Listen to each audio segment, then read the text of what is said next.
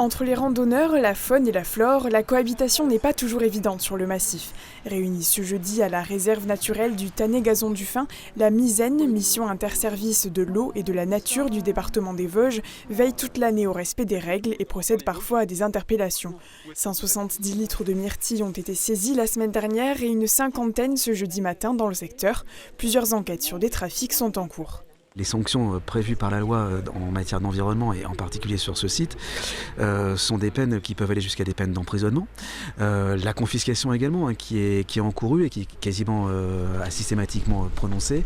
Confiscation alors des outils qui ont permis l'atteinte à l'environnement. Donc vous avez vu les peignes, mais c'est évidemment aussi les véhicules. Donc les motos qui ont servi à la cueillette ou les véhicules également, ou ces mêmes véhicules qui circulent dans des zones qui ne sont pas autorisées.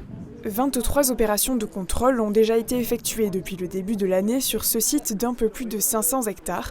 Si des panneaux informent les visiteurs à l'entrée du sentier, tout le monde ne suit pas les règles. Un travail de prévention est indispensable.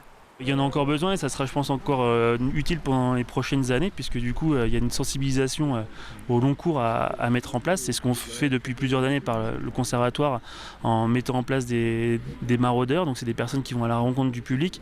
On travaille aussi en collaboration avec le Parc naturel régional des Ballons des Vosges sur cette mission-là. Et puis, il y a aussi la partie réglementaire, parce que c'est des espaces protégés réglementairement. C'est de temps en temps aussi des contrôles aériens avec les hélicoptères. C'est aussi au quotidien les gendarmes qui passent et qui s'assure que tout se déroule correctement. C'est aussi la police de l'environnement qui peut être renforcée, comme c'est le cas en particulier cette semaine. Donc voilà, on a ces variations et cette adaptation en fonction des flux de personnes et puis en fonction de la saison. Une dizaine d'acteurs coopèrent sur l'ensemble du département. Sur les 1600 contrôles effectués dans les Vosges l'an dernier, 267 ont mené à des procédures pénales.